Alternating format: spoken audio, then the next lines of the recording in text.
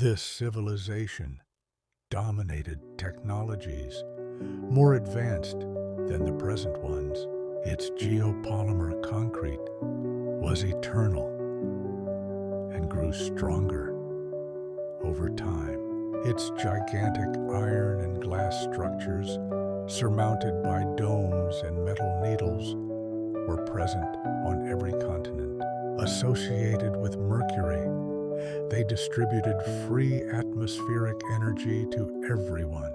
Its towers and railway stations are still in operation. So, for over 100 years, we have been denied a benevolent system of free energy to all. The fake history has called the ancient architecture as Moorish revival or Moresque and Islamic, and also colonial, medieval, neoclassical, Baroque, Romanesque, Gothic, Beaux-Arts, Eclectic, Tudor, Renaissance, Palladian, Richardsonian Romanesque, Chicago School, or Victorian, and labeled them as fashionable styles to hide the old and true function of its columns. Arched openings, pinnacles, rose windows, naves ornamented with iron columns, towers, and domes, in addition to having cut the ends of the pinnacles in the photographs or added crosses that did not exist before. His story tells us that the first power stations were first established in Cairo, Egypt in 876, according to Wikipedia. It is the largest and oldest in Egypt in its original form.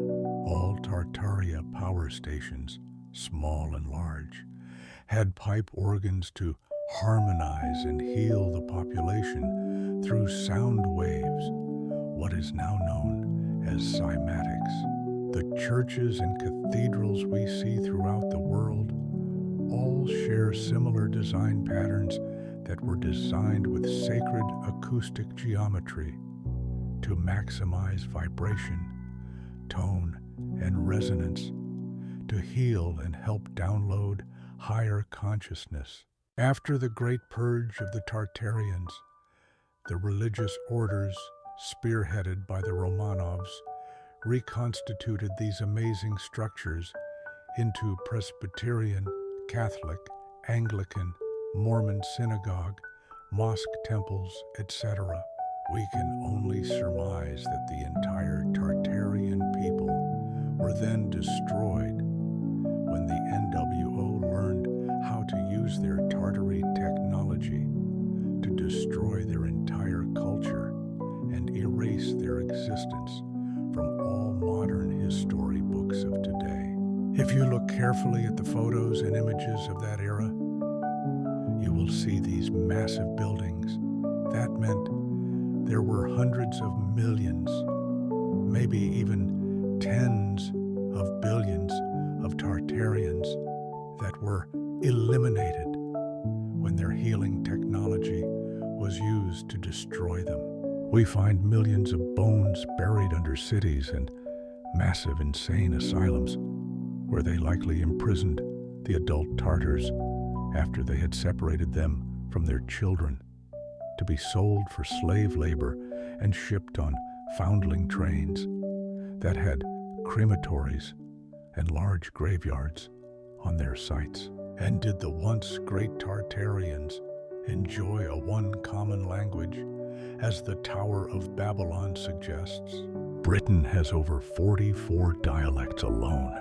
So now we languish in our languages created by the NWO order and Phoenicians, so that now our definitions are to deaf Phoenicians, and we babble on and on with all the varying dialects, idioms, and Roman Latin etymologies. The New World Order we see unfolding today likely genocided the Tartars. Some of these mind-controlled NWO are called blue bloods due to their blood being of higher copper content than non-Rh negative bloodline humans. The Rh negative bloodline allows genealogical DNA traits to pass on, whereas any contamination of positive plus bloodlines corrupts the purity of the bloodlines. Most are not even aware that all U.S. presidents have negative blood, and their lineage can be traced back to King Charles II of the 17th century and Vladimir the Impaler, aka the original Dracula.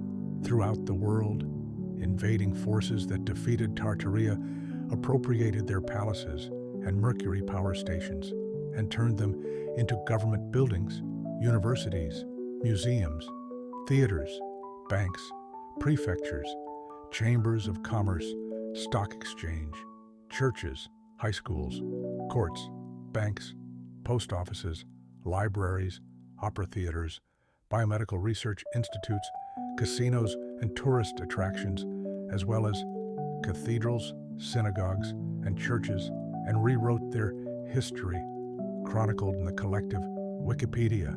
Tartaria was the whole world. Asia, Africa, Europe, Oceania, and the Americas were part of a single high civilization and had the architecture focused on the extraction of magnetic critical energy. Great Tartary was then divided into civilizational categories like the Ottoman Empire, Byzantine Empire, and Ross Empire. These changes were then archived into the likes of throne rooms of the Grand Kremlin Palace in Moscow, the National Archives of Britain, and the Library of Congress in Washington. Where are the design plans? We will see over and over again how 1.